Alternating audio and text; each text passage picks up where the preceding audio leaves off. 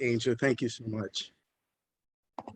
Good evening, everyone. Thank you for joining us this evening for Manhattan Community Board 11's first Budget Town Hall. My name is Jason Villanueva, and I am the chair of the District Needs and Budget Committee.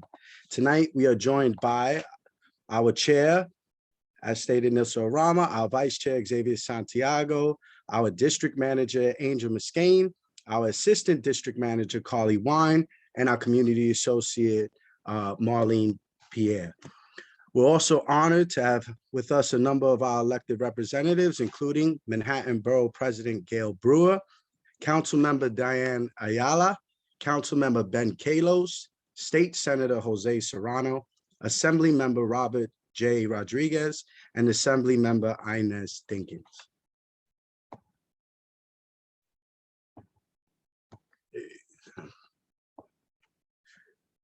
Our agenda. Tonight, we have a packed agenda. First, we have an informational presentation about the city's budget by our Assistant District Manager, Carly Wine, followed by presentations by your city and state representatives on their roles in the budget process and their budget priorities. Finally, we will hear from you during our town hall on community district needs. We're looking forward to hearing your feedback and about East Harlem's greatest needs.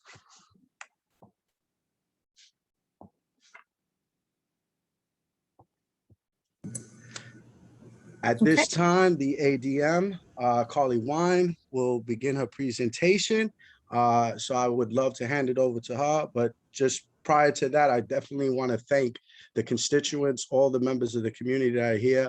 A special shout out to our district needs committee. Though small, we've done a lot of work over the years, and I'm really excited for this process. And I definitely want to tell everyone, thank you for your attendance. So I will now hand it off to Carly Wine. Thank you, Jason. Good evening. I'm Carly, and as Jason said, I'm the Assistant District Manager for Manhattan Community Board 11, and I'm also the staff liaison to the District Needs and Budget Committee, which is, as Jason also said, the committee that oversees the board's participation in this process. So just want to be clear about the goal of this presentation before we get started. So the purpose of this presentation is to provide you with a general understanding of the city's budget, as well as the importance of the budget. Additionally, we're going to discuss the key players in the budget process and the decision-making process, and then go into a bit more detail about community boards' roles in the budget process. This is not going to be a comprehensive presentation, but rather just a brief overview. We have a lot to cover tonight. At the end of the presentation, I'm going to provide you with a list of resources to help you continue your learning in case you're interested in doing so. We ask that you submit your questions about the budget process through the Q&A function on Zoom. If time permits, we'll answer some of your questions. If not, we will follow up with you at a later date. Okay. So the city's budget determines how public funds are distributed and where we choose to spend our money for programs and services in areas such as education, sanitation, public safety, social services, and housing, and so much more. If there's one thing that we want you to take away from this presentation, let it be this. Because there is a limited amount of money, the budget reflects the policy decisions and the priorities of your elected representatives. In other words, the mayor or another elected official might express verbal support for a program or a larger infrastructure project, but that support ultimately doesn't mean much without accompanying funding for that initiative. Okay, so there are a few components to the city's budget, but for the purpose of tonight's meeting, I will only cover the expense, the capital, and revenue budgets. So the expense budget funds city services, including government salaries, pensions, and operating expenses. It pays for the city's teachers and sanitation, just to name a few. It funds some of the vital programs and services that you might have heard a lot about, including the Summer Youth Employment Program and the various rental assistance programs that are funneled through the Human Resources Administration, just to name a few. There's so much more included in the expense budget. The capital budget funds physical infrastructure and equipment projects undertaken by city agencies and nonprofit organizations. Capital projects might include upgrades to schools, upgrades to parks and playgrounds. You might have heard about the $284 million in repairs that has been designated or allocated for the East River Esplanade. That is an example of a capital project that our community board has long advocated for. And then finally, the revenue budget is an estimate of how much money the city will take in annually in taxes, fines, fees, and state and federal grants. Some examples include collected property taxes, fines from parking tickets, and funding from the federal government. Now, the mayor and the city council are the primary decision makers and negotiators of the city's budget. However, the borough presidents and community boards also have multiple opportunities to advise and influence the budget throughout the year. While state representatives are not directly involved in the city's budget process, they can and often do work to obtain funding to address community priorities. I'm not gonna get into each step of the budget process, but it is important to note that the budget process and therefore the community board's involvement in it is a year-round activity. Even before the budget is adopted, the process of considering budget requests for the next cycle begins. So recently, the new fiscal year, we're now in fiscal year 22, it began on July 1st, and now we are working on our needs assessment and budget requests for fiscal year 23. And I'm going to talk a bit about community boards' specific involvement in the budget process. So under the city charter, community boards are given a broad range of responsibilities for advising the city about local budget needs and priorities. The charter mandates that community boards consult with agencies on the capital and expense needs of the district, hold public hearings, prepare capital and expense budget priorities for the next fiscal year, and react to funding choices presented in the preliminary budget. One of the elements that we submit as part of our submission is our statement of district needs. So as our neighborhood continues to grow, it's important to assess the needs of the people, schools, hospitals, museums, parks, all of the elements that are part of our community. With those things in mind, Community Board 11 compiles an annual statement of district needs that is submitted to the mayor's office in order to identify what our community wants city agencies to consider as they develop their budgets. The statement of district needs not only provides a framework for our own budget priorities, so that is we use this statement to inform what we include in our budget requests, but it also can serve as a guide to local community-based organizations or developers who come in their effort to secure resources that address our identified needs. Assessing community needs is probably one of the most important and useful activities performed by the community board in determining our service and budget requests. As mentioned previously, community boards are required to formally develop and submit budget requests to city agencies as the agencies begin preparing their next year's budget. We are advised to submit no more than 40 capital budget requests and 25 expense budget requests. And these requests should be informed, as I mentioned earlier, by our community needs assessment and prioritized according to level of need. So similar to the very first takeaway I mentioned to you in this presentation, we are limited in the number of requests that we can submit, and therefore we also need to prioritize according to level of need. And then finally, our public input process, and that's what we're doing here tonight. So in order to ensure that the board's district needs assessment and budget requests and recommendations reflect the concerns of the entire community, we have formalized a public engagement strategy. We're required by the city charter to hold at minimum 2 public hearings. The first public hearing is held in September prior to our submission. And then the second public hearing is held in February following the release of the mayor's preliminary budget. And this gives the public the opportunity to react to the preliminary budget that was released. We're also collecting input through our public input survey for community district needs. We have a survey in both English and Spanish. It's digital. Please take it if you haven't already and spread the word to your neighbors. We also are going to be out in the field around the neighborhood this week and next prior to the close of the public input survey on August 22nd, trying to reach people who might not have access to internet. And then finally, the budget town hall. This is where we are now. The purpose of tonight's event is to ultimately hear from you, our constituents and our local neighborhood experts, about what you would like to see reflected in our needs assessment and budget request for East Harlem.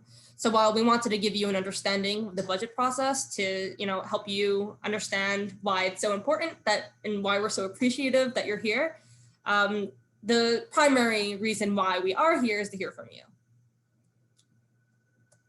And yeah, that's all we have time for tonight. But here I have compiled a list of resources for you should you be interested in learning more. We will post a copy of this presentation on our website. If you don't see it, you can email me. Or email the general inbox and we can send it to you so that you're able to access these links. I use these links to further my understanding and also to inform this presentation. So I'm sure that they'll help you out as well. Please don't hesitate to reach out with any questions. And that's what we're here for. And with that, I'm going to pass it to Angel and he can introduce the elected officials. Thank you. Thank you, Carly. And again, I wanted to reiterate that the purpose of tonight's event is, even though we did include, this presentation to provide some context, and the remaining presentation will also provide further context, the purpose of the event is to hear from our constituents as to what they identify as the needs in the community that will help us to inform the statement that we will be submitting to the city later in the fall. This is not intended to be a back and forth discussion. This is intended to be a listening session for us to hear from you, our constituents, as to what you're seeing as the needs in our community for us to consider.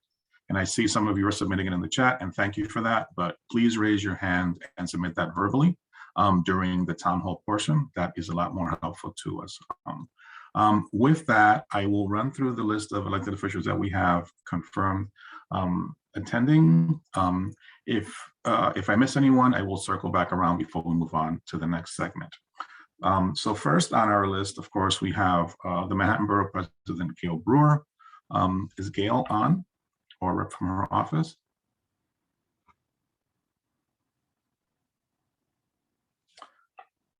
Okay. What I'll do is I'll call the ones that I see, and then we'll come back around. We'll start with Council Member Ben Calos. Thank you very much, Angel, for hosting us. Jason, for being an incredible budget chair. I have the privilege of representing Community Board 6, Community Board 8, Community Board 11. I'm Councilmember Ben Calos. I will tell you that in all my years, including when I was on a community board, the Budget Committee was never this active, never held these types of town halls, and were never this aggressive. I want to recognize that I see that we're joined by State Senator Jose Serrano, who is our Arts and Culture Chair and has been fighting for our cultural institutions in El Barrio. I don't know that there would be a Museo del Barrio without him. And I also see that we have Assemblymember Inez Dickens. So I guess, and she was with me on the council, and I'll actually say that the fact that there are urban planners with the community boards is actually to the assembly member's credit, because she actually funded the urban planner for Community Board 11. So city council members have about $400,000 in expense funding that is discretionary that they can give to nonprofits in the community, and they have about $5 million that they can give in capital. Assemblymember Dickens remembers that well. And so when I saw that she was putting money in for funding for the urban planner, I decided to match her. And so that, I think, got you guys from 5 or 10 to 10 or 15. And then the Community Board 11 said, well, we would like additional discretionary funds for the Spirit of Service Awards. And I believe that was something that Nilsa has been really leading on. So I think we put funding directly for that. And I think there may be something else we fund with CB11. And so you can get discretionary funds directly from your members. There is, if you are really bored and can't sleep, there's an old meeting of the budget committee where I show people nyc.gov/OMB and how you can pull schedules related to breakdowns of funding by community district. I will say that the sanitation funding stayed flat for every community board other than CB11, where it actually went up. One community board actually went down. And so what is the role in the budget process? The city council gets the budget in January. We have hearings in March where community boards and members of the public should be encouraged to testify about their preliminary budget and the changes they'd like to see in the budget. The way we determine priorities as an elected official is listening to community boards. Typically in other community boards where you don't have as strong a budget committee, you might have a parks committee that is saying we need funding for the Esplanade, and that's actually what happened. And part of why we were able to secure so many hundreds of millions of dollars for the Esplanade, for East Harlem, Upper East Side, and even East Midtown. 3 community boards have shared about $500 million in funding because of the advocacy of your Parks Committee, the CB8 Parks Committee, and the CB6 Parks Committee. Another place is parents kept calling me and saying, we need 3K, we need pre-K. And so that was something that I fought with the mayor, and we were able to get 3K for East Harlem and actually now for all of Manhattan. I saw somebody in the chat who said that they were interested in seeing public safety. This board actually passed a resolution asking to defund the NYPD, to put funding into social services. I heard that and voted that way. And so you can pass resolutions during the budget asking your elected officials to take tough votes on the budget. And in terms of what we prioritize for this fiscal year 2022, for me, it was getting the rest of the Esplanade done. It was getting 3K for all of Manhattan. And I think right now we have a lot of funds in the budget for the school seats, but we don't have enough places for the seats. So a big priority for me is actually getting the school seats done. Another big piece is actually just getting the borough clean and getting trash cans on the corner. And I'd love to get rat-proof trash cans everywhere. So I think those are some of the big things. If there's anything that Jason or Carly or Angel want to ask, or Nilsa, otherwise I'll turn it on to all the other elected officials who are waiting patiently. Thank you, Ben. We really appreciate that. And, I'm glad that you mentioned the Esplanade, which is an example for, those members of our community that may not be as plugged into the whole budget process, which can be a bit, sleep inducing.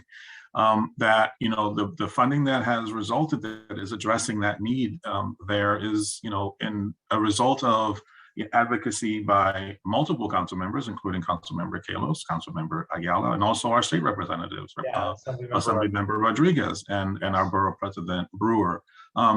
So us on the inside, we know that, and we of course thank you, but wanted to share that because I know that this isn't the most exciting process, but there are results. There are things that result from these efforts annually, and they may not happen immediately, but they happen in time. But I think most importantly, it's important for our attendees to know that they do happen.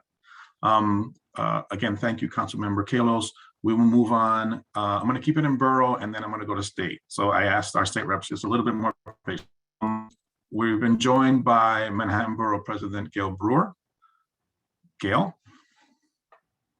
Well, thank you very much, Angel. I'll try to stick a little bit in the role and then go to specifics because I think that would be helpful. So as borough president, we start a lot earlier than the city council because our deadlines are earlier. And sometimes people don't realize that for the capital. So you have to have information in a month, usually before the folks who are making their decisions in the city council. And there are 2 ways, I think, to focus. I'm just going to talk about capital for a minute. One of them is what some nonprofits do, which is a mistake. is they give one amount to the council and another amount to the borough president for two different projects. It's so hard to have the budget, allocated to start with. When you do that, you often don't get what you want. The schools do this all the time, the nonprofits do this all the time. So you kind of have to say, okay, I'm making this up, $1 million for my cultural, or I need, a playground for the school. You've got to have the same amount, and particularly if it's a large amount, the same project to both. What happens is at least how I did it. I don't think all the borough presidents do this. Some just say what they're going to do and they do it. But what I do is I meet with the council member and say, you're doing this school, I'll do the nonprofit cultural or whatever, or we'll split the playground. As your term limits hit, you do tend to want to say, okay, we got to finish the playground, we got to finish the basketball court, and you may not get as many new projects. So that's just so you know, you've got to do that. The second thing is, in this process, once a nonprofit gets the playground, the basketball court, the new auditorium, even just the technology at a school, it's really good to invite the, certainly the perhaps the community board, elected official, to the, I'm making this up, the ribbon cutting, the first game, whatever it is, because they never know, they never get updated as to what is actually happening. At the same time, if the agency, be it DIPTA, be it Cultural Affairs or whatever, DOE, is not following up, is not getting, giving you the information that you need to stay in touch with that elected official. Obviously, Vanessa Diaz in our office is the budget director. She spends hours with the agency, kicking them, stating, you have to get this project started. So there's so many, it's not just giving the money, it's what happens after that. And certainly the community board perhaps should play an even bigger role in working with the city council and the borough president. Are these projects happening or are they stuck? Determining your budget priorities. Obviously, we look at the community board, although sometimes, to be honest with you, not you necessarily, but some boards say, I need affordable housing. Well, that's stupid. You got to be specific. Maybe you have a building that's of interest, or I need more culturals, or the school need more bathrooms. You got to be specific. So that's, obviously in terms of the park, you are often specific, but sometimes for general items, you're less specific, and that's not really helpful. We look to determine where we get information from the community. I have to say, I have a priority of the public schools. I will not very, very seldom give just charter schools, maybe once in a blue moon, but it's public schools as much as I possibly can, parks, cultural. It's, the things that need to get done, but the schools are always first. And then I work with the council member. The council member says, I really need help with this school, as Ben Calos often does, or I need help with this park. Certainly 107th Street, the pier was a priority of mine until the mayor came in with his gazillion dollars. I only had a small amount and then found out it was a gazillion dollars. For 2022, in the current year, obviously what I tried to do was close projects. Okay, so we need another 100,000 here, we need another million there. The borough presidents on capital get a percentage of the mayor's capital budget, every borough president, and it has to do with how many, your population and your poverty. So Manhattan doesn't get a lot, Brooklyn gets a lot more, Queens gets a lot more. We sometimes got 30 million, sometimes got 50 million. And obviously, if Mayor Adams wants to do a lot of capital, then the borough president of Manhattan will get a lot more money. So it depends on that percentage. It's not the same every year. Sometimes if you are also, what we're doing now is making sure that everything gets spent, and we will move some money around if in fact it's not being spent, or if the project is not happening. So that's another thing you could look for. You could say, I know you weren't able to do this before, but please, Steve Simon's always calling, please move it from here to there in order to finish a project. So that's, those are some of the ways that I think I can answer. We haven't done PB in the borough president's office because I think it's, it's too big in my opinion. Others have done that. But I think in the borough president's office, it makes more, we always look at the PB allocations that the council members have made to make sure that we're not duplicating, because the money is so short. Last thing that you want to do. So we have done something close to over, things like we've done theaters, we've done $650,000 in Board 11 for theaters. At cultural centers, we've done 1.5 million. Some initial outfitting of properties, I assume that means housing, almost $400,000, $500,000 in playgrounds, almost $9 million for schools, theater, all the kinds of HVAC systems, that's electrical upgrade, bathrooms, lighting, and almost $5 million in technology to schools. Things that are still, as you have discussed, East River Esplanade, the mayor put in money. You know that, I heard that discussed earlier. You know better than I how that's gonna work, and is it enough, and is it going to be monitored very carefully? I was at the 125th Street Library yesterday giving out books. Let me tell you what I'm concerned about. That library is 100% funded, but it's going to be closed for 2 to 3 years. And your other library is going to be closed for 4 months. I worry, particularly this year, new school, that the kids aren't going to have a library. So I think you need to focus on that. I'm certainly focusing on that. I do think that you need to have, as was correct in Washington Heights, you need an Inwood. You have to have another location for the kids, particularly where the other library is closed. Nobody discussed that. I brought it up with my big mouth, but I am concerned about it because there are literally going to be for 5 or 4 months, no libraries in East Harlem open. That's a problem. That's a big problem. And you can't go to County Cullen, that's too far away. You can't go to the library that's right across from our office on 125th Street. It's too far away. We're also concerned about all the resiliency work, the Esplanade Gardens, that may not be exactly in your area, but there is a concern about their retaining wall. We've got comfort stations at some of the parks, and of course, the ongoing issue of affordable permanent housing. I was livid because Hope community needs some affordable housing. And because of the way, with capital money, you have to have within a certain recent time period, you have to have a certain amount of operating that you've already gotten from the city and their whole other group of qualifications. So you can't just wake up one day and say, oh, I own a building, I need to buy it or fix it up.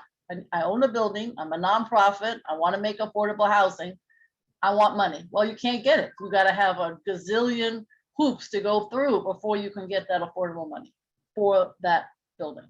So I think people realize sometimes you need to have many operating knowledgeable people in order to be able to get this money. But you don't need a lobbyist. So I hope nonprofits, I say this over and over again, you don't need a lobbyist. You can call elected officials at any point and we can help you. So I'm just going to close by saying library.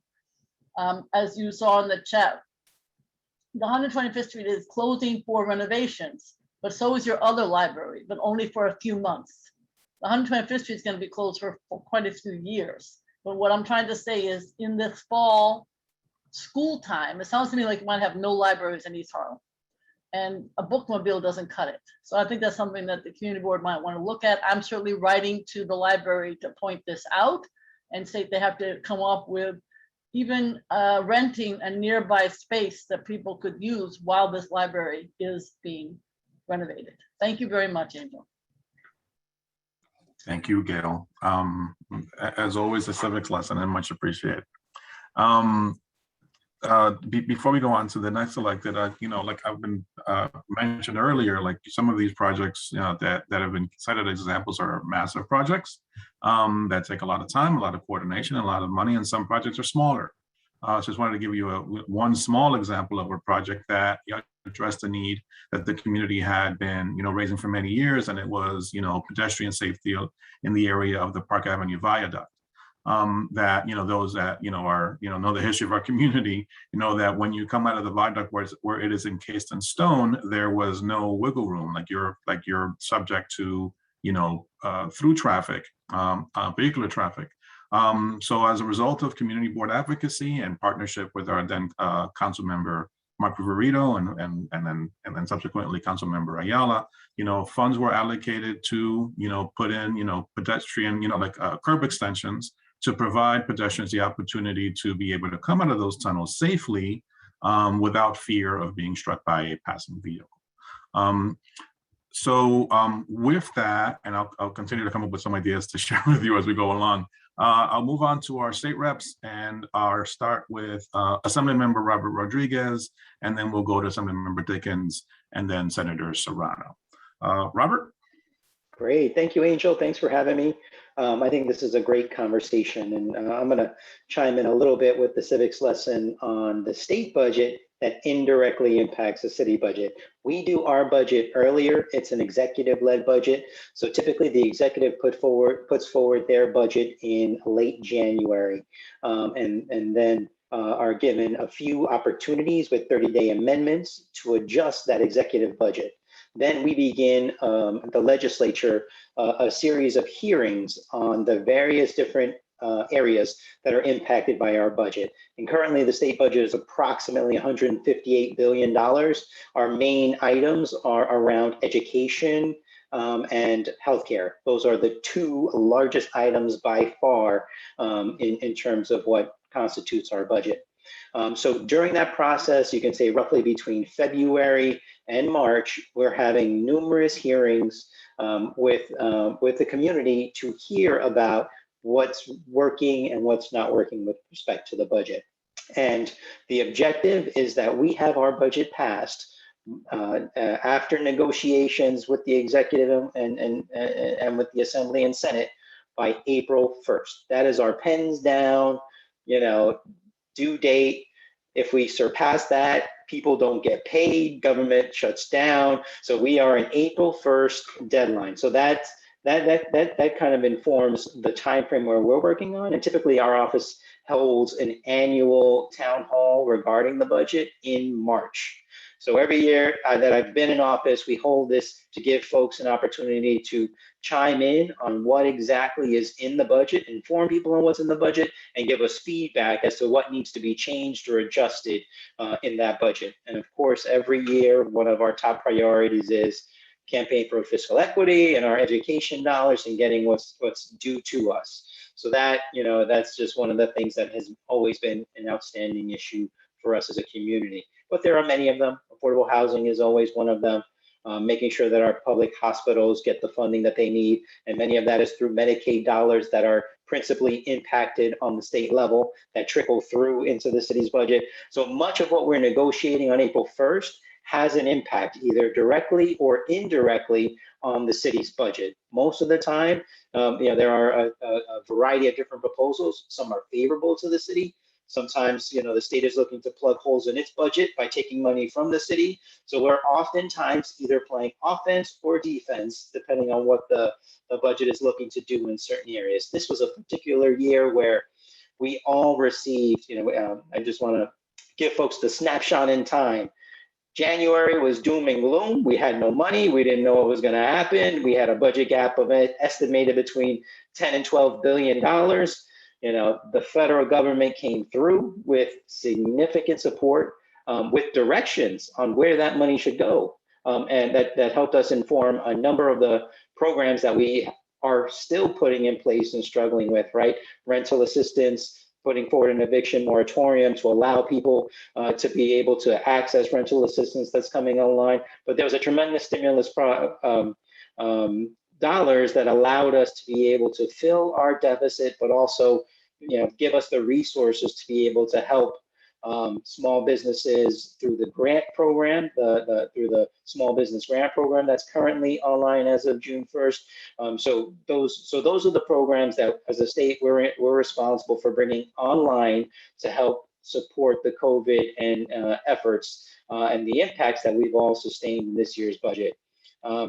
So that has, of course, also influenced the city's budget because they also got almost $5 billion or $6 billion to help support the city budget in this year. So that's this year's budget. What we typically try to do now, it's a little bit strange, even though our budget is bigger, members like us don't get as much individual capital resources or discretionary resources as our counterparts in the city council, but we still try to make our dollars stretch. And as you'll hear from my strategy, it has been to focus on one or two things that I think I can move the needle on and encourage support from others to step in. You've heard about the East River Esplanade. That was something that we raised as an issue in 2015. And my first stop, because of course, when you're going to the city and asking them to match anything, the first question is, well, where's your community board on that, right? So I want to say thank you publicly to everybody who has been with us on this journey since 2015. We can always argue, thank you, Mayor, Mayor de Blasio for doing that. We wish it wasn't in your last year, but we'll take it anyway. So I think it's important for us to say, if the community board wasn't with us on that, we probably would not have gotten the support. And so for budget and capital items, I like to say I squirreled away, maybe probably $1 million or $1.5 million in capital dollars every year, and was able to get money in the actual budget every year from the Environmental Protection Fund to put towards rebuilding the pier on 107th Street. And I think that was more symbolic because, of course, if the city didn't come to the table, we wouldn't have gotten there. But it was symbolic of saying this is important to our community. This is important to the city. This is important to the state. We are united as saying this is an absolute priority, and the condition of it is deplorable. So let's step up and make it happen. And if it wasn't for the consistency of the community board every year standing with me as we did these events, we would not have gotten the hundreds of millions of dollars in addition to the $10 million from the state. And thank you, Senator Serrano, because he's been on this journey with me every year as a partner, putting forward his capital dollars to match mine to get to the point where we are now at $10 million to help support the efforts on the pier and the Esplanade. So that's just kind of a small case study of how we try to approach certain capital items, but much of our other leverage is in terms of influencing the budget of other agencies and making sure that we can get those things and items reflected in the budget. And you remind me about where we were able to get some small wins. Part of that, we partnered up with the city and with MTA on the grates on 125th Street, one of my other pet peeves. And I know we still got to do 116th Street. And I don't know why these grates cost more money to remove and replace than they cost to put in, but they do. And we'll keep fighting that fight. But those are just examples of how we sometimes try to focus on the smaller items as well as the big ones and try to make that big systemic change. But right now, I think for those who are following kind of state budget and state actions, the ERAP program, the Emergency Rental Assistance Program, is our #1 priority, making sure that those folks who have arrears actually get that money that they need, and property owners get that money that they need to bring people current on their rents and utilities. The Small Business Grant Program, that's another huge multi-billion-dollar program that we put in place to make sure that small businesses have access to support, and making sure that's a variety of businesses. And then we, of course, have our small business, East Harlem Small Business Grant Program, which in my view was the model for what we are trying to do on the state level, and gave us a lot of leeway to champion that, in addition to $25 million for restaurant revitalization, which will hopefully be getting lifted off the ground in the next couple of weeks, which mirrors the program around Rhone Central Kitchen that we had at La Fonda and different areas and different restaurants to allow them to provide meals to food insecure individuals and communities. So those are kind of the three big programs that we were championing in this year's budget, to try and get help to people during this time. So thank you, Angel, and I'll turn it over to any one of the other electeds to talk about the process and their efforts. Thank you so much, Robert. All your work is very much appreciated. And, thank you again for, reminding us of, the project one of focus by our elected officials, but also of partnership amongst our elected officials, among each other and with the community board. Prior to being at CB11, I interned for a little while at then Councilmember Brewer's office. And every time someone had a question, she said, "What did the community board say?" And I know that, elected officials are happy to hear from the community boards and, are willing to partner with and work alongside the community board in informing their priorities and the initiatives that they undertake in our community. So I encourage all attendees to, thank you again for attending tonight, but also attend, any budget, events that are held by our elected officials, such as Robert that held his budget meeting in his budget town hall in March, and other town halls that he hosts, actually, that we help promote. And knock on the door at Robert's office or any of these elected officials' offices. They're more than happy to, have their staff, help you out. And if they're there spending, a couple of minutes speaking with you and hearing exactly like what your experience is and what your perspective is on the needs of our community. So again, thank you, Robert. First name basis, because he's a former CB11. And moving on to Assemblymember Dickens, and a word of thanks before you begin. Again, as Councilmember Calos stated, was so helpful in providing discretionary funding during her time at the council that that we utilized to hire a land use consultant that was just absolutely key during the East Harlem neighborhood planning process. And it was as a result of that partnership with the community board and providing us those funds that we were able to do that. And that model of having a land use consultant has been replicated by countless boards across the city. And that, that began here and began as a result of partnership with our then Councilmember Dickens. And with that, Councilmember Dickens, the floor is yours.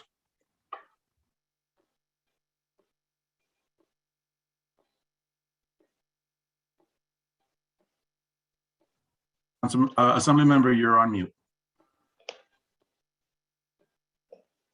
Can you hear me? Yes. All right. Well, Angel, thank you so much for asking me to join this evening. And Carly, I wanted to acknowledge you because that was a wonderful presentation you gave. Wonderful. It was superb. Anybody could understand it. And so I think that was wonderful. And I'm sure other boards will want to copy that. Robert has given most of what the process is in Albany, which is significantly different from what it was a cultural shock to me from coming from the city to the state. So I had not expected, nor did it have anywhere near the discretionary funding that I had at the city council when I got to the state. I was hit with a brick wall when I got to the assembly and found out what they gave for discretionary. So, and quite disappointed, but you do what you have to do to the best of your ability. Robert, Al Taylor, myself, and Robert Jackson and Brian Benjamin, we try to work together to try to get the best budgetary that we can get for our communities because they suffer with the same issues, whether it's public safety, education, health, housing, small business.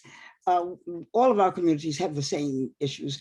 And so we've tried to work together to try to see what we can do to sometimes put funding together and sometimes to have the Senate to pick up something that we in the Assembly are unable to do because of the fact that there's 150 of us in the Assembly, and I think it's 60 in the Senate. And so we've formed like a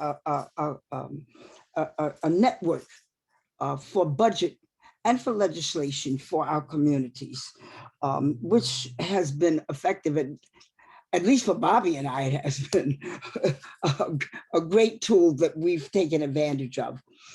This year, because for the first time, there was discretionary that was of any size that I got. And I guess I didn't get as much as others because I'm still considered a freshman in Albany. It enabled me to not only put in funding for public safety, but it also allowed me to put in some money for repairs to NYCHA for Lincoln, the senior center. Needed repairs for the senior center that's located at Lincoln, and the bathroom was utterly destroyed. And so I was able to put money in for that. I was also able to put funding in for Harlem Pride, for LGBTQ INN programming. I was also for Harlem Mother Save, Warm, which is a battered women's program that's on, I think it's right off of Fifth Avenue, off of Madison Avenue and 125th Street, and the New York Foundation for Seniors, amongst others. I am grateful for being able to do that. As far as parks, mostly from the city council, I was able to do the Watchtower and the steps at Marcus Garvey Park. There's some issues going on there now that we're trying to address, that Bobby and I will be meeting with, it would be the 2.5 and the 2.8, because it's like half and half, to see what we can do about the issues that I'm hearing is coming out of the park. I had hoped that because of the work that had been done in Marcus Garvey Park, that some of it would be alleviated, but apparently it is not. The education is very important, and as my colleague said, that we put a lot of money into education, but we also put money into our NYCHAs, because it was needed, and that's our responsibility, as well as the city's responsibility, and the Fed, by the way, which is going to put in money through this $1 trillion bill that they just voted on. So for repair work that's badly needed. The rental assistance program had not rolled out, unfortunately, as it was supposed to have been done on a timely basis. Hopefully it will be. We had a hearing on it just this week because it was not rolled out. Families were not getting it. Owners were not getting it, and the families, the residents weren't getting it. And yet the money had been delivered to the state and also down to the city. So I want everyone to understand that the small business grant is very important. Also in the this stimulus package coming down is also going to be money for restaurants. I had a meeting with Senator Chuck Schumer on the about the package that he put together under that for restaurants to get assistance because their doors were closed for so long. And I am going to try to put together with Robert a meeting of several of the restaurants with Chuck Schumer's staff in order to enable us to understand what the process is going to be and how do we have access to it. And that's very important because our restaurants suffered. So many of them had to close their doors permanently. My priorities has always been and remains public safety, particularly now with the gun violence, which, by the way, a program, an anti-violence program has been funded, which it was Robert, myself, Al Taylor, and Robert Jackson worked on to come up with groups that were violence interrupters, as well as for workforce developments and wraparounds, which included mental health programs that would be funded in order to try to stem some of this violence. And it would be inclusive across all of our districts. So it would include Bobby's, mine, Al Taylor's, and the senatorial district of Robert Jackson. And so we were able to put in several groups for each one of those categories: the wraparounds, the workforce development, and the violence interrupters. I also was able to, I worked with Bobby on my own discretionary, in that I put in additional discretionary to GOSO for Harlem Save. And I also put in some for Operation Equivalency, which are both not operational in the 70th, but it's regardless, it helps the neighborhood, it helps youth.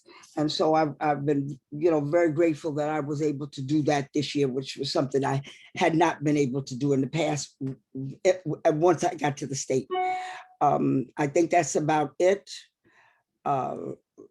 Yes, and in the city council, I did work well with Ben Calos, and also the borough president and we were able to work every year early in the game to try to sometimes go 50-50 on parks, libraries, etc., so that we could get things done. I also was able, that I cannot do now, do family days for most of the nights that were in my council district at that time.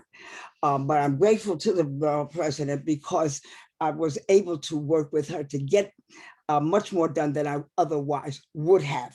Also, we broke ground, just lastly, we broke ground for the National Urban League project, which has 170 units of affordable housing. A definition of affordable meaning the AMI is between 40, maximum 80% AMI will be the top, so that families that are in Harlem, East Harlem, West Harlem will be able to avail themselves of that, as well as I was able to get a free space for, or low, very, very, very low rental space for a Jazzmobile, as well as the 100 Black men, so that they could continue with the program that they have for not only their educational program, but for the scholarships that they give out.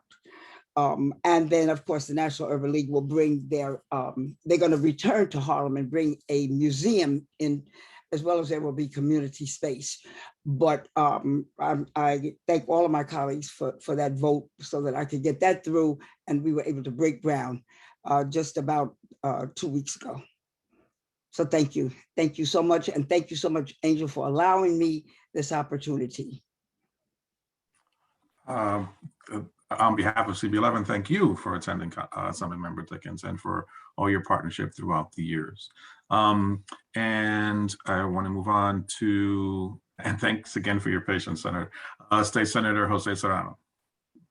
Thank you very much, Angel. It's my pleasure to be here with all of you, and my gratitude to everyone at CB11 and Nilsa, Angel, Carly, Jason, and all of the members for putting together this event. And of course, my wonderful colleagues in government, who I'm so grateful for all of their hard work, our Borough President Gil Brewer, our council members Ayala and Calos, of course, my friend, Assemblymember Robert Rodriguez, and Assemblymember Inez Dickens, for all of their wonderful work and strong leadership. I'm grateful that this event, it sort of helps to sort of demystify a budget process, which is often shrouded in mystery because it is so complex and has so many different moving parts. And the city council budget process is very different from the state government budget process.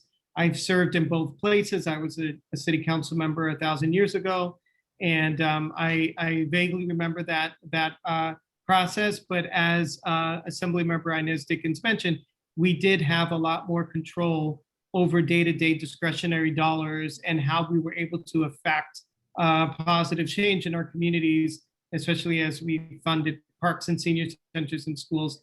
On the state level, it's sort of it's a lot of bigger issues because it's the entire state of New York, and the needs are sort of based on a much larger budget. This year, the final enacted budget, I believe, was about $212 billion, which was a lot more than it usually is because of the influx of federal stimulus dollars. So this is basically a one-shot deal in support because of COVID recovery. States got additional funds from the federal government, and as Robert Rodriguez accurately mentioned, that money was directly for COVID relief. And one would argue there very few people or entities or institutions were not affected negatively by the COVID pandemic. So definitely, there's a lot to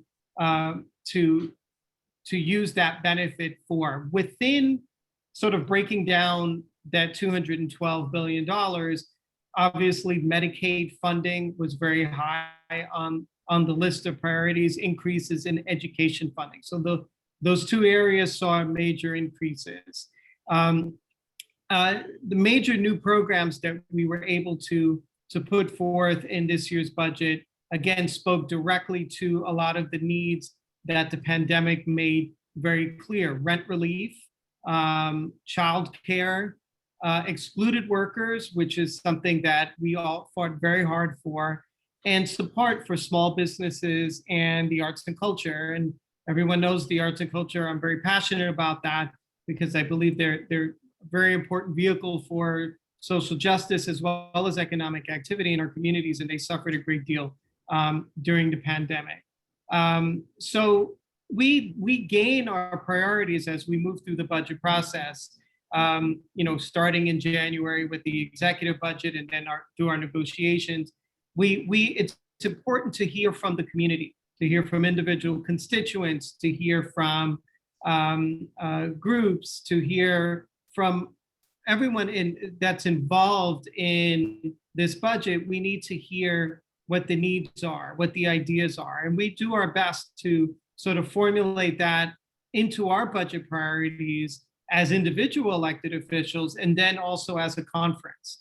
And you heard the former council member, Assemblymember Inez Dickens mentioned that oftentimes we try to work together as elected officials to handle big ticket items that individually we would have a very hard time funding. But they're in the public benefit and the public good, and we try to work together on those issues. And priorities going forward, very quickly, obviously COVID relief. We're not done with this pandemic. As much as we all want to be the suffering that this pandemic has brought, and the economic hardship is still real, and with the different variants, we're seeing that is going to perpetuate over time. I think eviction moratorium is something that should be extended. I think that we have not seen a full recovery at this point yet, and homelessness is a real problem in our city and our state. I think it's important that we keep people in their homes. Education, libraries is a big issue for me. I know that the borough president was talking about libraries and how critically important they are for our community. I'm so glad that they're back up and running full speed after COVID, but library funding is always necessary, always needed. And NYCHA funding in the recent enacted state budget, I believe the number was 200 million that we were able to get, but we all fought for more, we all wanted more. And my hope is that with the federal infrastructure bill that is passing in Washington now, I'm not sure of the details of it. I know it's a very large appropriation, but that I hope within that there is funding for NYCHA, because this is long overdue. and we need to get this done. City parks, so on the state level, I'm the chair of the committee on cultural affairs and on state parks. But city parks are also very near and dear to my heart, and we want to do all that we can for our local parks. So it's always good when the local community board or our council members can let us know what the district capital needs are as it pertains to our parks, because we on the state level can sometimes be helpful with that as well. So we try to do that. So again, with that, I'll conclude. I know it's been a lot of information so far, but again, tremendous gratitude to all of my colleagues in government, to the community board. I'm a former community board member myself many years ago. Thank you so much for what you do and giving us a lot of information to help us in the priorities and policies we put forward. Again, thank you for having me. Thank you so much, Senator Serrano. It's our pleasure to have you and your colleagues in government and elected government here with us today. It's so important, again, for our process, and also very important, for you all to be available here and present when we're hearing from testimony from our constituents, right? Like folks, don't get every day an opportunity to speak to somebody elected at the same time, or to share their thoughts while the electeds are present. So, again, thank you so much all for your presentation. I didn't want to make one note before handing it back over to Jason. As you see on the agenda, we have noted Councilmember Ayala, who was very much looking forward to joining us today, but unfortunately has taken ill. Didn't want you all to think that she bailed. She certainly did not. And with that, hand it over to our Budget Committee Chair, Jason Villanueva. Thank you, Angel. So, this is the portion for the town hall. Before we start calling on the attendees to speak, I'd like to cover a few ground rules. First, all participants and attendees. I'm going to repeat that because I just heard a ping. So I want you guys to hear me clearly so that we're working together, not talking over each other, and it's constructive. First, all participants and attendees must remain muted until granted the floor. Any attendees wishing to testify during the town hall must raise their hand through the Zoom. If you click the participants icon, I'm explaining how to do it now. So if you click the participants icon, the participants panel should appear and you should find the raise hand function there. If you still have technical difficulties, let us know using the chat. Attendees participating by phone can call *9 to raise their hands and *6 to unmute. Angel and Carly will call on speakers in the order in which they appear on the screen. Each speaker will have 3 minutes to speak. Please respect the time limit as we'd like to get to everyone tonight. Please use your time to address key concerns and the needs for East Harlem, because the purpose of this town hall is to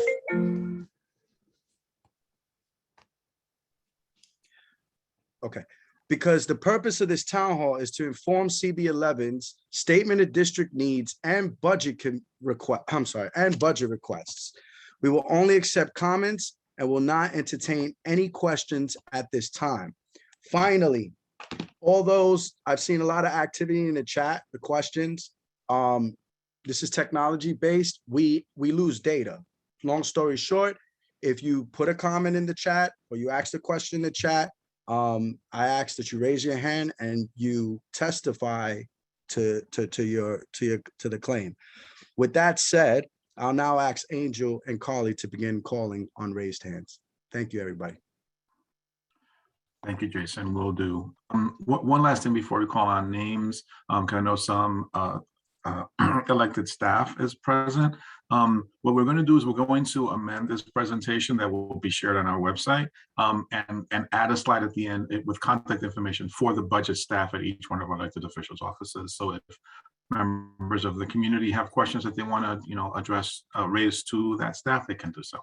And with that, I'm going to call the first the first hand up. I only see initials SN.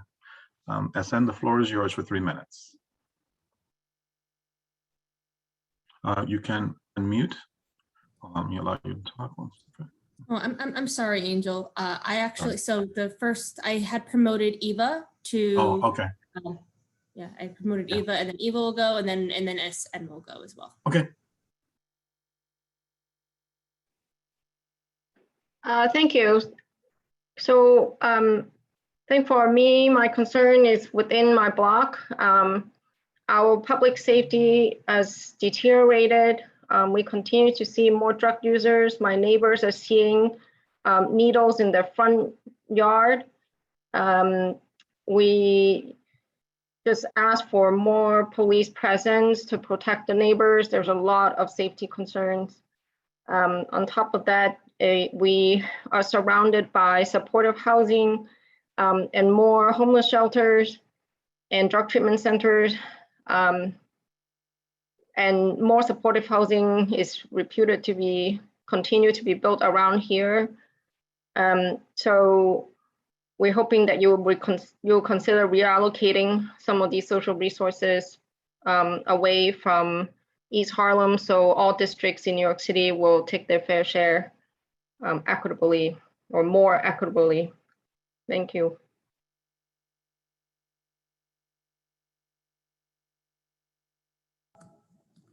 Thank you, Eva. Okay, we are going to move to SN. Hi, my name is Sarah, and I would like to echo those same concerns that Eva has. Actually, this past Friday evening around 4 p.m., I found a needle in my tree pit. Of course, it was exposed. It didn't have a cap on it, clearly from someone who had been using drugs and just discarded it in my tree pit. And I called 311 to try to get someone to come out to take care of this safely. And I was informed that that would be a sanitation issue and that they wouldn't be available and open again until Monday at 8 a.m., which put me in a difficult situation. In addition to finding that in my tree pit, overall, the area has seen a huge decline.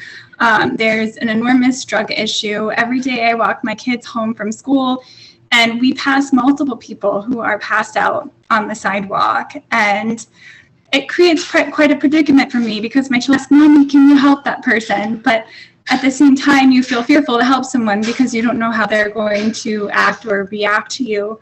There have been times that I have called for medical assistance, which often takes 10, 15 minutes for them to arrive, only to have them shake the person, wake them up, and then they refuse treatment. And that's all that happens. There's also been a huge increase in gang activity and gun violence in our area. Just last week, I came home to find our block plastered in posters that had a photograph of a person and their name and their address on it, and a statement explaining that this person was a snitch, was an informant to the police. I tore one down and took it to our police department, only to be told that even if they knew who had posted these, that they're only guilty of littering. So there's a lot of issues that are going around in our community that really need immediate help. It needs to be resolved immediately. Thank you.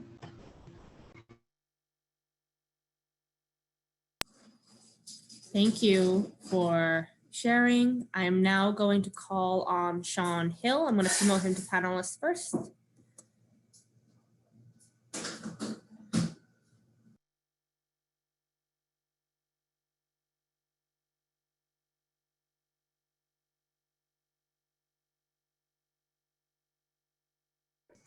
Whenever you're ready, Sean. Okay, thank you very much, Carly. So my name is Sean Hill, and I am the Vice President of the Harlem Neighborhood Block Association. I put 3 items into the chat, and I'll just reiterate what those are. One is our Block Association would like to see an adult exercise gym constructed where the men and women currently work out next to the basketball court in Marcus Garvey Park. They're fantastic neighbors. They keep the park safe. They're very respectful, and they're a huge benefit to all park users, and we would like to see them supported with adult appropriate gym equipment in that area, rather than the cobbled together equipment that they have. We would also like to add that we would like to see security cameras in Marcus Garvey Park that could be monitored by the PEP team, the Park Enforcement Police, that are currently located, their headquarters is now located next to the stage. But lastly, our concern is with the cleanliness situation that is centered on Lexington Avenue and 125th Street, and primarily the burden that over-concentration of people getting on and off the M35 bus, as well as people coming to East Harlem on a regular basis to buy and sell illegal drugs and use them. Without adequate sanitary facilities, many of these people are reduced to urinating in public, defecating in public, etc. I just came back an hour ago from walking my dog only to see someone defecating between cars on 130th Street. So if there is any way to have a staffed public facility somewhere centered near the Lex 125 intersection, that would be fantastic. And lastly, I just want to reiterate what the other two speakers have said thus far. The huge issue in our community is oversaturation. Our community, East Harlem, carries more than its fair share of programs, services, shelters, and methadone clinics. And other community districts have managed to successfully avoid having those in their neighborhoods. We need to find a way so that there's a more equitable distribution of these facilities in all neighborhoods in New York City, and that wealthier and frequently whiter neighborhoods take on their fair share of these very vital social services that many New Yorkers need in times of need. That's all I have to say, and thank you very much. Thank you, Sean. I am going to now promote, I apologize if I mispronounce your names. Feel free to correct me. Moira, I'm going to promote you to panelist.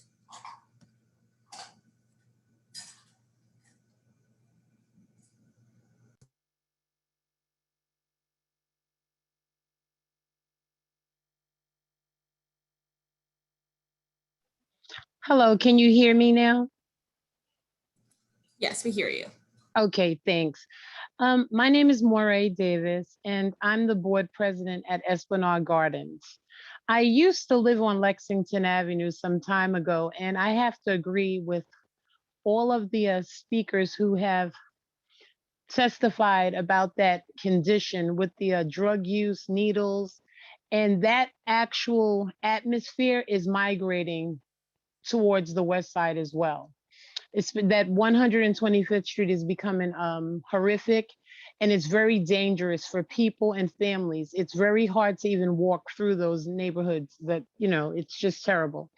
However, I would like to say thank you to Gail Brewer for mentioning about Esplanade Gardens seawall. Esplanade borders the river, and we have a huge issue with the seawall and the bulkhead.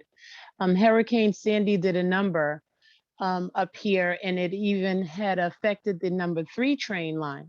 So my question, and I'm hoping, I'm going to put this out there, that the electeds pay attention to our communities, because we need real assistance here. You know, we are Mitchell Lama Co-op as well as Riverbend, and some of the things that apply for other buildings, they don't necessarily apply for us, like rent assistance. We are a co-op, so we don't get those type of breaks, and we are still responsible to pay our bills. So we come from a different perspective. I would love for the rent moratorium to stay in place because I understand the need. However, as a property owner, we still have to keep the lights on for our residents. So I think we really need to consider some of the issues that are affecting our quality of life, especially in this east and west side of Harlem. And thank you so much, everyone, for allowing me a chance to express that.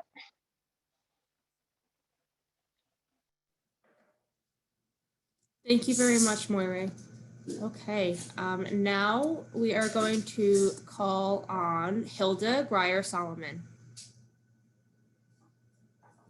Just promoting her to panelist.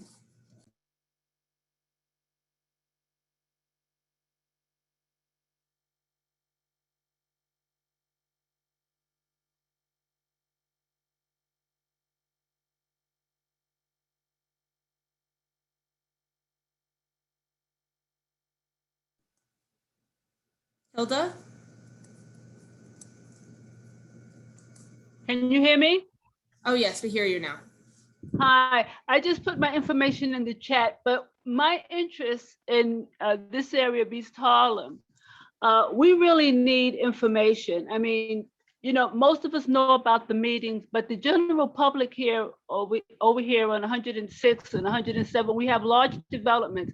Franklin Plaza, we have Wilson houses, you know, East River houses, 1199 for which I live. There is no information available like those Link New York boards. All right. In addition, I get a lot of complaints when I go to wait for the bus on 2nd Avenue, especially in 106th Street. As you know, that's a select bus stop. And many of the residents complain because they have no idea when the bus is coming. You can go there any hour of the day, especially in the morning, and you see loads of people there. I think if we had, you know, those boards that tell you what time the bus should be arriving, it would be very helpful to everyone. So that, you know, that's all I wanted to say. And I did put it in the link. So thank you for, you know, letting me speak. Thank you. Thank you, Hilda. Next, we are going to hear from Madeline. Good evening. Thank you so much. I'm Madeline Stokely. I'm the president of the Mount Morris Park Community Improvement Association. And I'm so honored to be in that position and to have this conversation because I pick up on a history of my mother being a district leader in East Harlem, living in East Harlem for many, many years, and being very involved in bringing the Marcus Garvey Park up to standards back in the 60s. There's still so much to be done in that park. So a few of the particular things that we are interested in addition to what Sean mentioned, are the playgrounds, the children's playgrounds. There are 2 of them, and they have not been upgraded for a few decades. They've been refurbished, but they surely look like something out of another time. The other is the pool.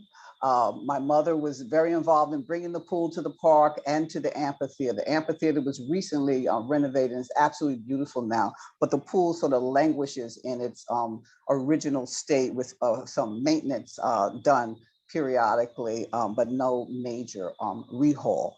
The fire tower, as Senator Dickens said, was really a real wonderful thing to have it renovated, restored rather, I should say, but it's something that needs to continuously be maintained. And at this point, it's my understanding there are no allocations for that to make sure that it's maintained so it doesn't fall into disrepair. Again, it's a jewel of the community, as is the park. I do want to also emphasize what Eva said and Sean said and others said about the safety and security in the park. It is just really overwhelming, and it's getting to the point where families don't want to go into the park anymore because of what's happening in the park. And so it takes me back to many decades ago. So any support, financial support, as well as the development of programs and activities in the park is something that is greatly needed to continue to support the community's engagement in enjoying our absolutely wonderful park. So thank you again for this opportunity.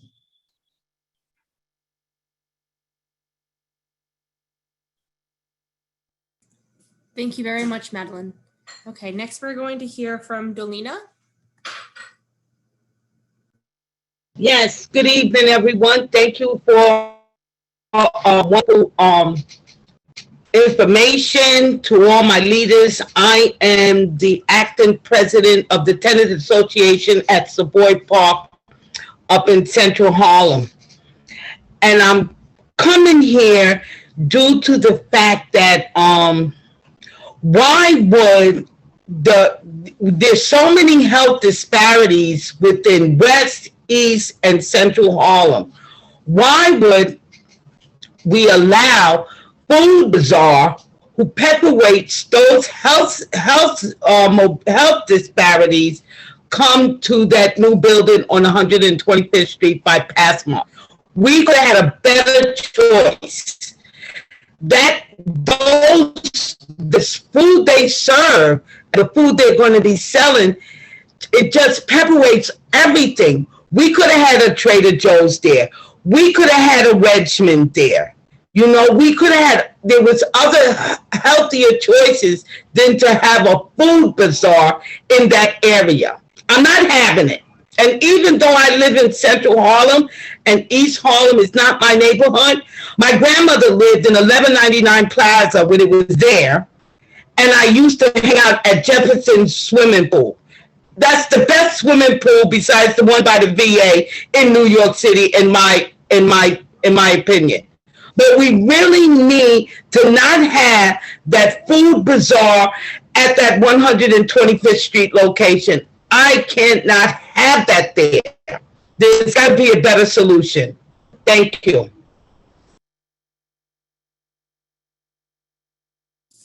Thank you very much for your testimony, Dolina.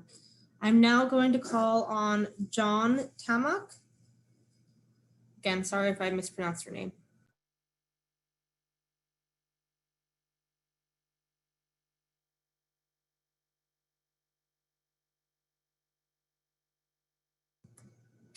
John, are you still with us? Okay. Hello. Oh, can you hear me? Yes. Okay, great. So I'm a resident at Riverbend Housing, and I just came off the board a few months ago. One of the problems that we've been having is that the DEP's Green Infrastructure Grant Program is not compatible with the New York City HDC loans. So basically, we're going to end up building a concrete promenade and not have a green layer to help with the stormwater management. So I guess more water is just going to overflow out to the river, taking with it whatever it takes. So I encourage the city to make the DEP's Green Infrastructure Grant Program compatible. There's loan subordination issues with Ms. Chalamas. One of the people over here mentioned garbage cans. There's a company which provides self-compacting garbage cans to San Francisco. I forget what it's called. I put it in the chat. Another issue that I have is Esplanade Gardens, actually. They have a good chunk of parking lot and everything by the seawall issue that they mentioned. If there could be a ramp onto 145th Street Bridge, I think, and that could be made into a larger park, more into the water instead of just a bike path, I think that would be really nice for the residents that are coming in across the river at Esplanade and for the residents at Riverbend, because the residents of Riverbend have ramps to go right over there and then could avoid going down the other streets past the Savoy or past the Armory, which interfere with some traffic a little bit. Then at 135th Street, the exit from Harlem River Drive onto 135th Street, basically that exit is always kind of clogged up and backed up onto the highway, and it actually backs up the entrance from 127th Street or so, which causes the ambulances to end up queuing back and not be able to easily get to Harlem Hospital. So I would encourage that bridge to be widened, or there's also homeless people over there who beg. So some traffic agent would be helpful to the community over there. And Inez Dickens mentioned about schools and stuff. One thing that might help is vocational training. One thing I realized coming from Long Island is in a driveway, I could learn to work on a car. In New York City, you can't do that. So a lot of hands-on skills are undeveloped in the youth, and that might be contributing to the violence problem when people have nothing else to do. Thank you.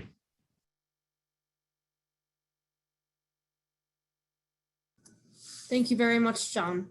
We're now going to move on to Delia Cintron. Yes, hello. Can you hear me? Yes, we hear you.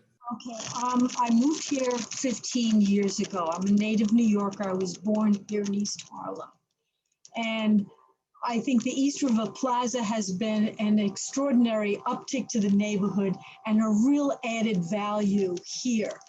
And I want to see the progression. It's my understanding that mid-rise, low-rise, new apartment buildings, there have been an incentive for developers to populate the East River area, the East Harlem area, with new buildings and new apartment buildings that are going to be high renters. These are going to be expensive. They're not going to be inexpensive by any means, but the streets aren't safe.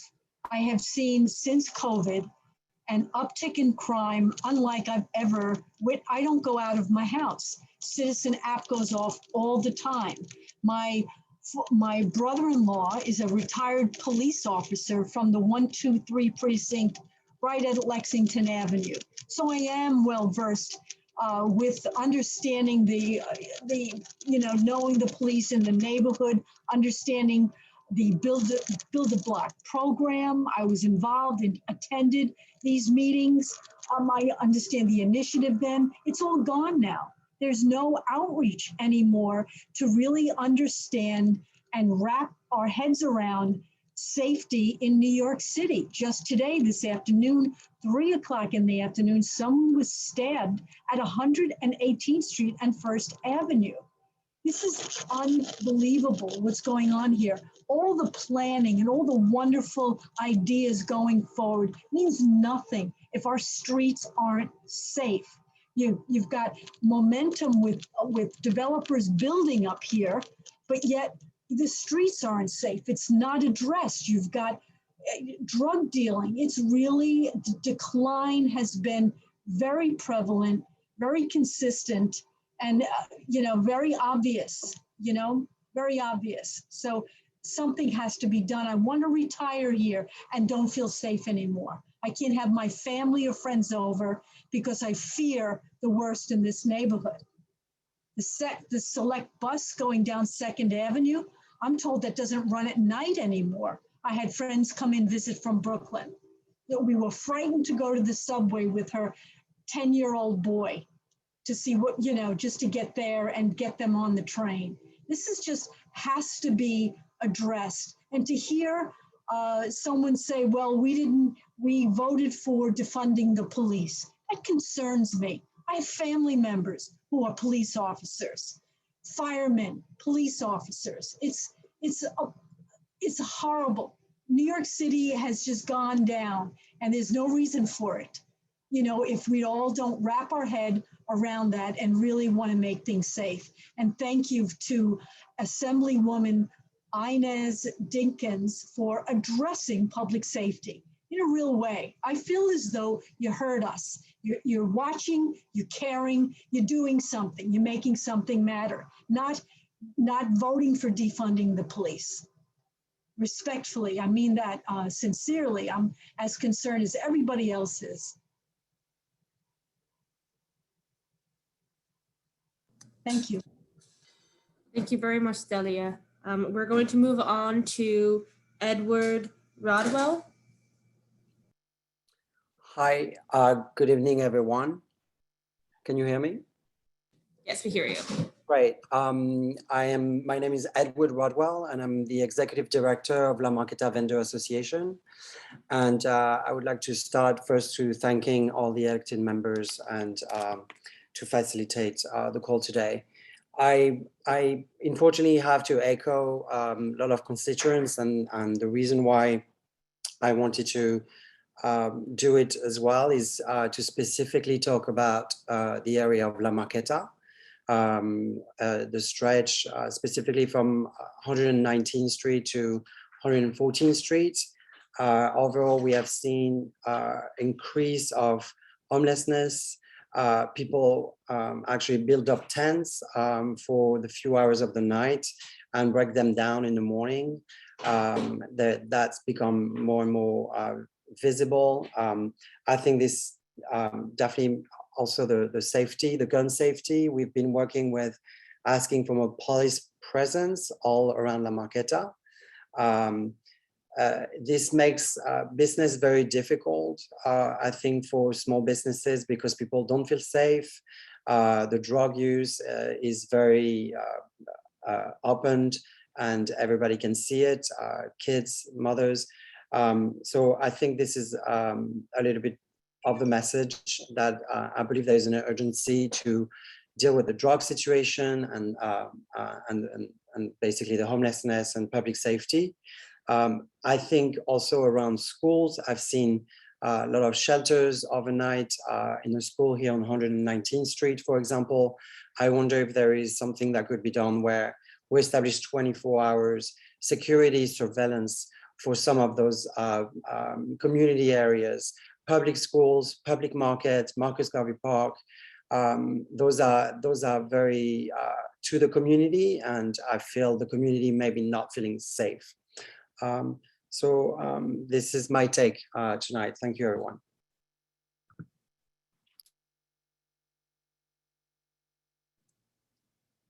Thank you very much, Edward. We are going to move on now to Margot Edmond.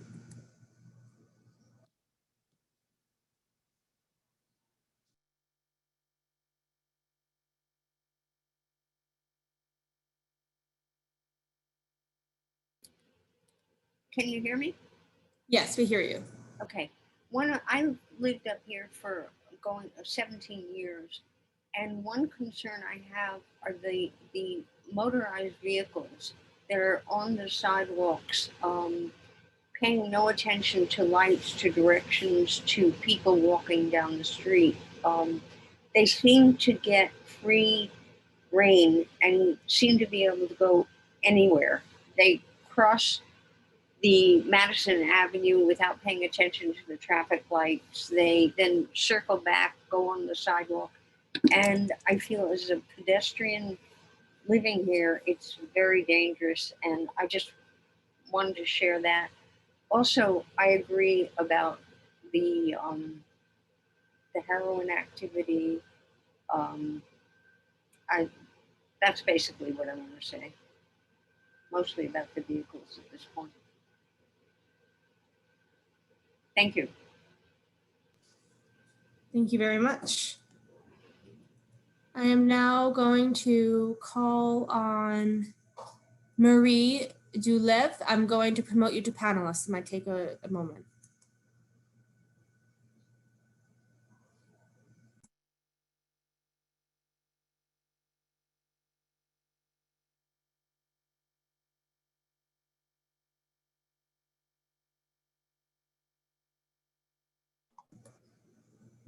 I'm trying to put my video on too, but I can't figure that out, but that's okay.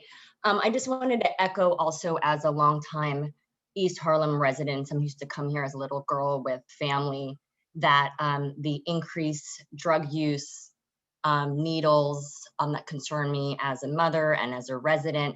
And I can't help but connect that to really the oversaturation of services, homeless shelters, methadone clinics that East Harlem has. And I think for some time, I just assumed that these services were here because our residents needed them. And with some research, it appears that 75% of the users actually come from outside of our neighborhoods. And it just seems to be super correlated that if you have a concentration of these facilities and facilities that might not be fully supporting the people and that put them out on the street and they continue to use drugs, that we're going to see a, an increase of this type of, violence or needles or just homelessness because everybody's just coming here for the drugs or for the facilities that are in that area. So I think we have to really look at how these things are connected. And if I look at, family members that live in the West Village or the Upper East Side, why they don't have their own, they don't have similar services in their neighborhoods. It's just a concern that we really need to see the connection between the two of those. I'll also echo what people said about Marcus Garvey, the playground and the equipment for the gentlemen that work out would be a fantastic thing to also invest money into.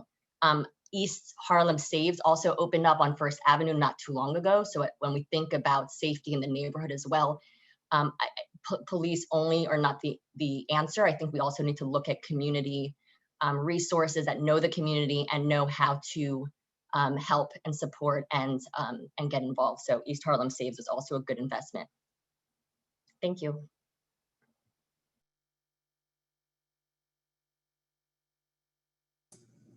Thank you very much. Now I'm going to call on Leon.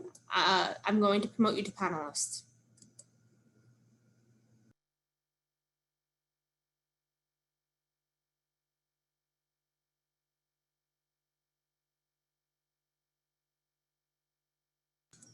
While we wait for Leon, oh, there, we hear you.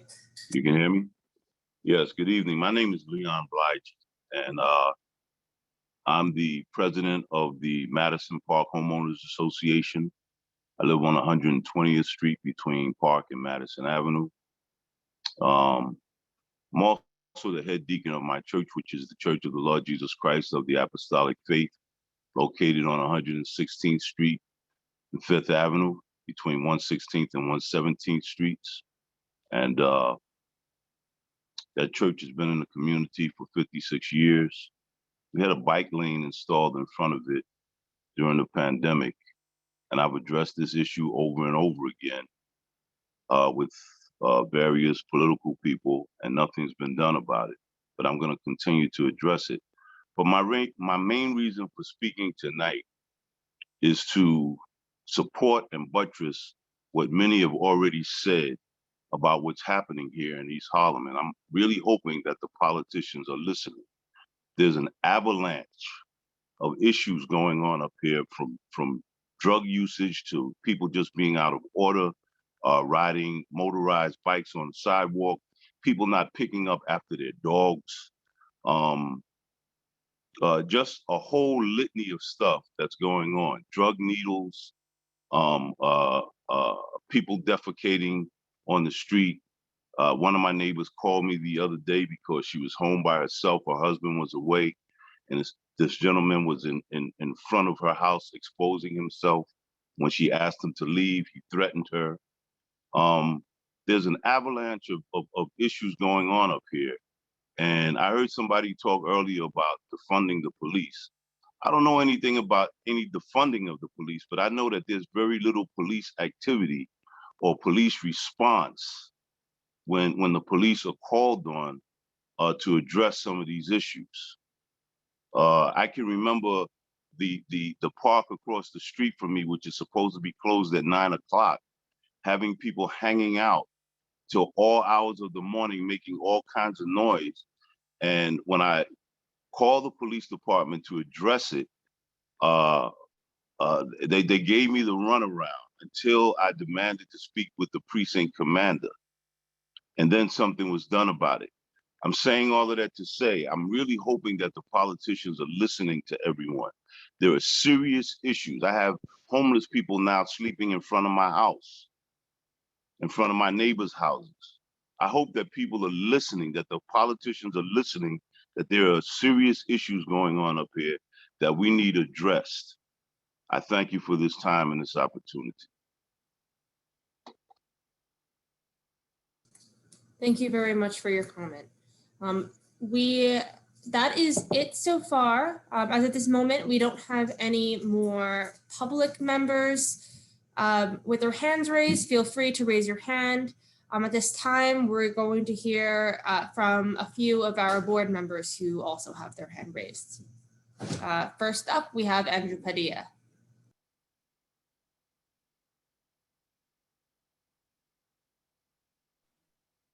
Good evening, everyone. I want to thank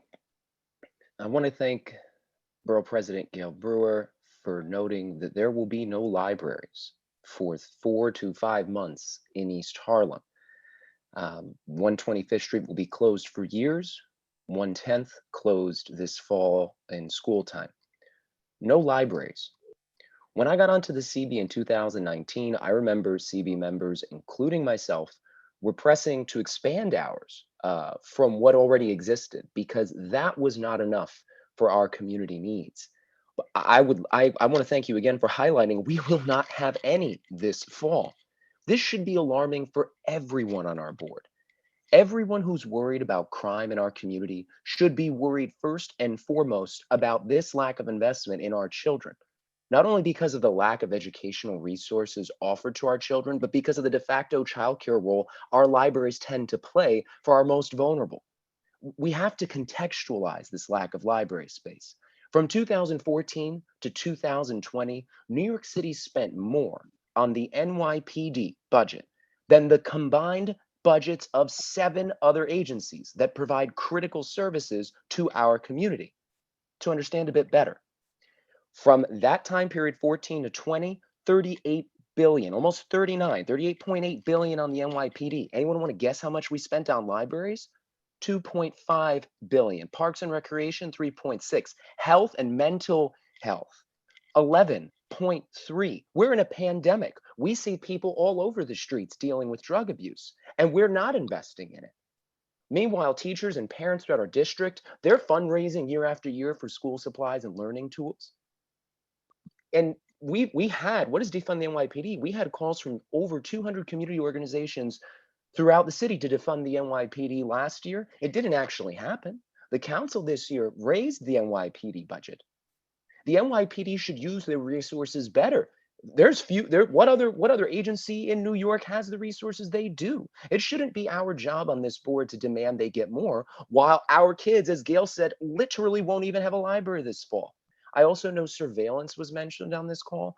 I just want to mention and beg our legislators to demand, if they haven't already, that the NYPD disclose publicly the surveillance methods they are already using on our communities. Despite legislation to this effect, the POST Act, which was passed by the council in 2018, we still do not know who most of the NYPD surveillance contracts go to and how these technologies even work. And this is important because it is our children, children of color, who are targeted by them.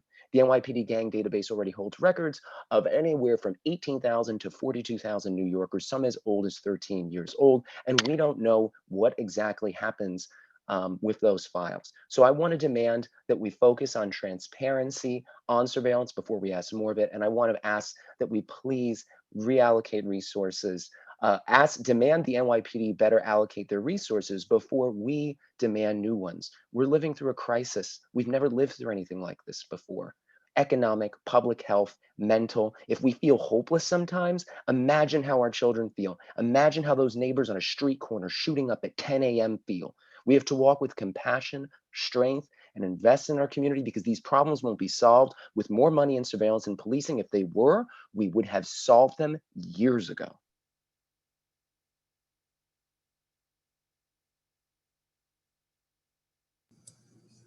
Thank you, Andrew. Now we're going to go to Ivy Hume. Hi, I don't know if you can hear me. Hi. I just wanted to make it really quick. It's been really eye-opening to hear a lot of the other people speaking, and it's alarming also to hear some of the personal anecdotes, and I've seen several, including people shooting up in broad daylight on a Sunday afternoon in front of a woman walking with a stroller on by. And I think that we really need to think about the safety of our families in this neighborhood. I guess that dovetails onto what Andrew is saying, but if we can't look out for them, then I don't know what we're spending our time on. I guess in addition to that, I see a few really tangible things as just question marks for me as to why we can't do it, as to how the built environment affects safety and affects well-being and affects quality of life.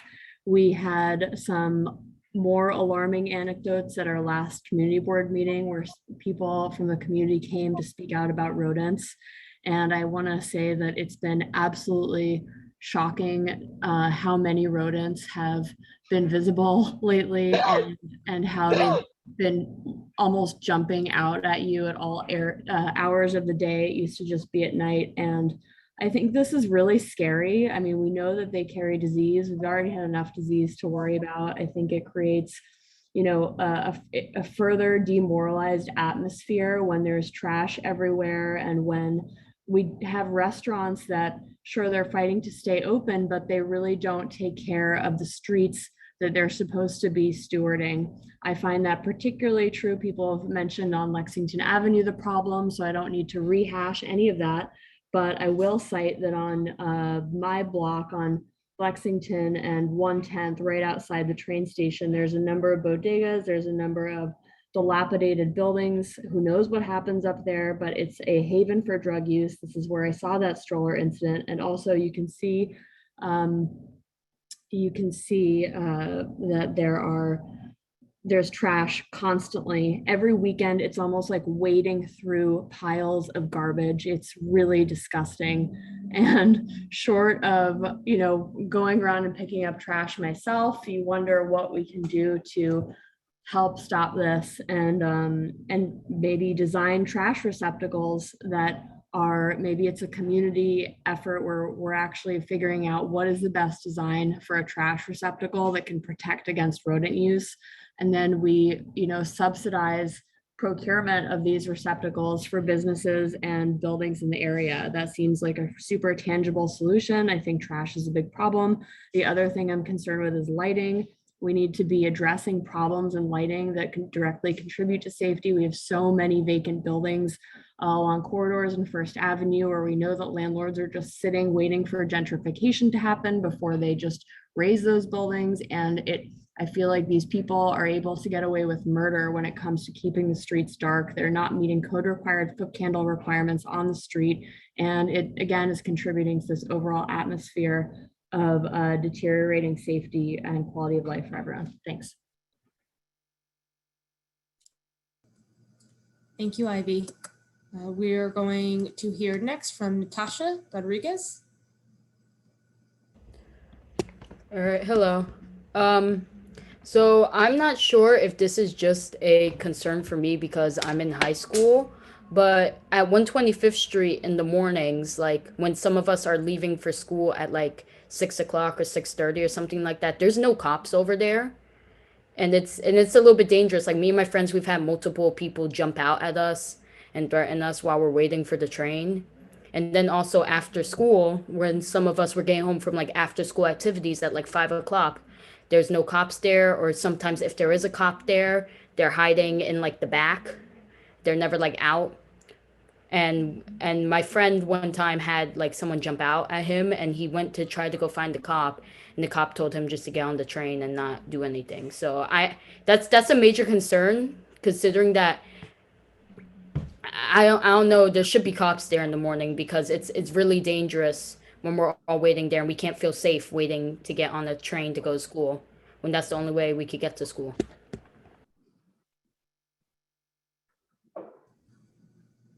Thank you very much, Natasha. We are going to hear now from Jason Wu, and if anyone who hasn't spoken yet wants to speak before we conclude the meeting, please raise your hand now. Jason, you're up. Thank you.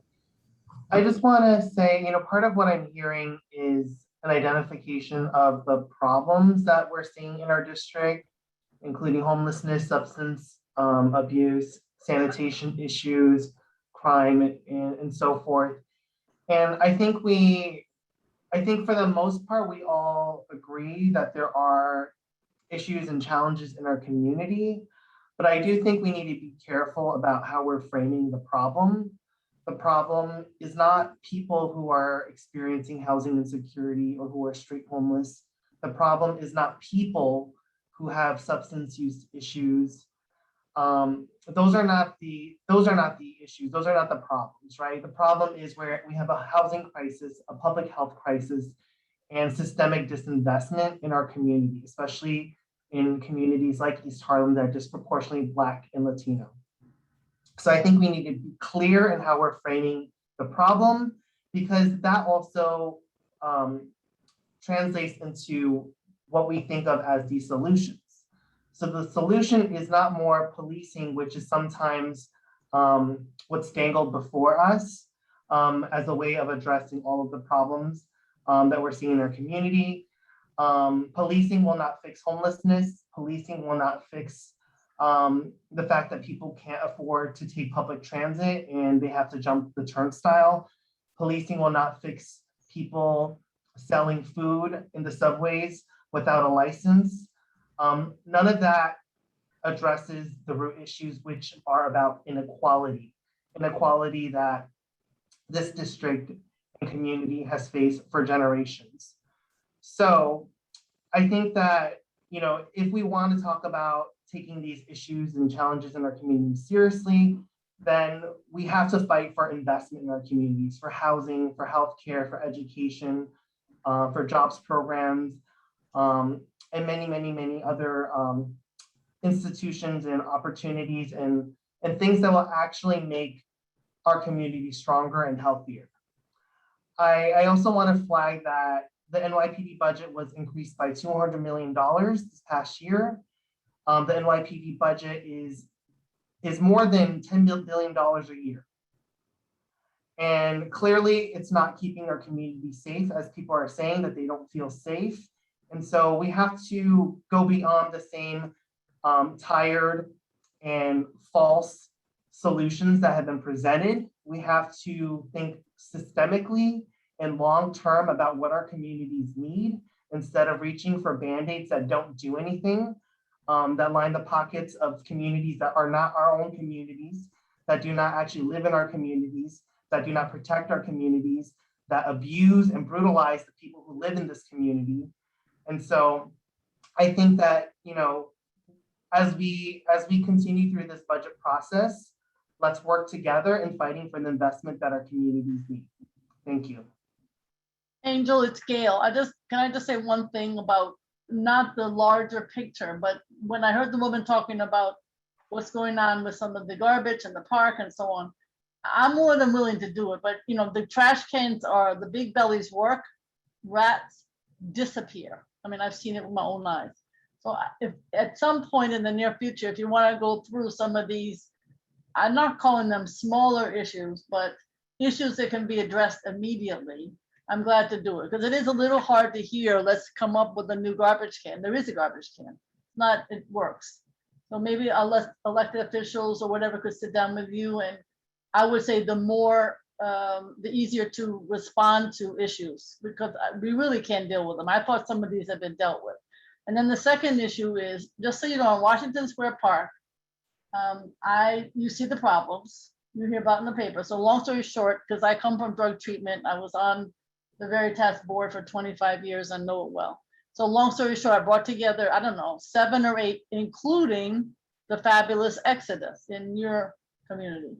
Long story short, we are now 6 a.m., 8 p.m. in Washington Square Park 7 days a week. Drug treatment, Greenwich House, etc. Cleaning, that's the wrong word. Working with individuals who have drug treatment. It is happening overnight. Peer, meaning PEER, individuals who have experience with drug treatment and substance abuse are part of the discussion. It is working.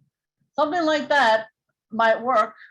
I know you've been trying to deal with it just with a specific block or two.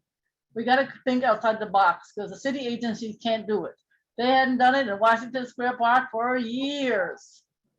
So, you know, if it's helpful, let me know on some of the easier to solve. It's a different story trying to do some of the larger issues, but some of these issues that can be addressed block by block, I'd be glad to work with you. Thank you. Thank you, Gail. We will certainly be in touch and take you up on that. Carly? We have one more speaker, Michael Humphries. Hi, good evening, everyone. Can everyone hear me? Can everyone hear me? Hello? Yes, we hear you.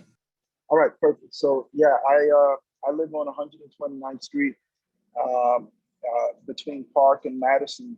And again, a lot of other constituents of the neighborhood have already spoken on a lot of the issues that we're dealing with. Open drug use, people under the influence, used before, or at least I've been here for some time, almost 20 years, but earlier it would be, you might bump into someone heavily under drug use, later at night. Now I'm finding, it's happening 10 o'clock, 11, 1, at all hours of the day, as well as they're starting to migrate into the playgrounds. So I've had several confrontations with some of these individuals because one, they might want to use drugs openly in the park while my children are playing, or they're using the drugs, using basically the school, the public school that's on 130th between Madison and 5th. They'll use that as almost a shelter to hang out and do their drugs. So that's just one issue. And again, it's been spoken about a lot, so I know that it should be on everyone's radar.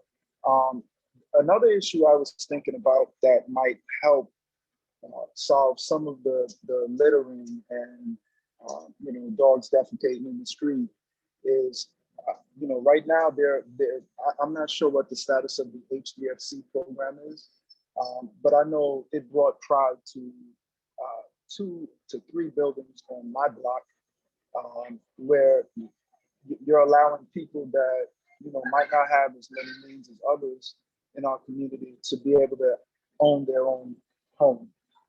And with that home ownership will come pride, an additional pride in the neighborhood as well. I know it's definitely worked in my area. And again, there are at least 2 to 3 buildings that are ripe for that type of renovation, that type of home ownership opportunity. It's a wealth building exercise that's real, that would have real consequences for all. So that's just a suggestion. I really hope either bring back the HDFC program or continue to expand it. And then if possible, the waterfront. I know, I believe I came in the meeting about half an hour late, but the waterfront, I feel like that's a gem just waiting to be developed. That a little bit of lighting, maybe throw a couple of children's playground equipment over there, clear the pathways, maybe have a park patrol or park police officer pass through every few hours. I think would go a long way. But again, thank you for all sharing, and thank you for the work that you guys all do. Thank you very much. I want to thank everybody who spoke for speaking. We really appreciate your engagement in this process. We do have some next steps for you. If you haven't already, please fill out our public input survey on community district needs. We have it in both English and Spanish. Please share it with your neighbors, especially if you live in a larger development. You can attend our September and October committee meetings. We will be talking about the results of our public input process at each of the meetings. You can look at the schedule and register to attend each of our meetings on our website calendar. We are also hosting a public hearing on community district needs and budget request at our district needs and budget committee meeting on September 22nd, 2021 at 6:30 p.m. And finally, on October 19th at 6:30 p.m., our full board will be voting on our completed statement of district needs and budget requests for the upcoming fiscal year. If you have any questions about what was presented here tonight, if you want to know more about the community board and our budget process, you can reach out to us.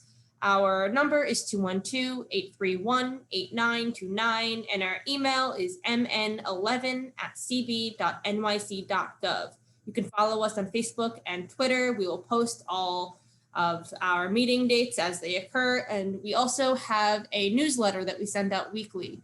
You can register on our, you can register to receive the newsletter on our website.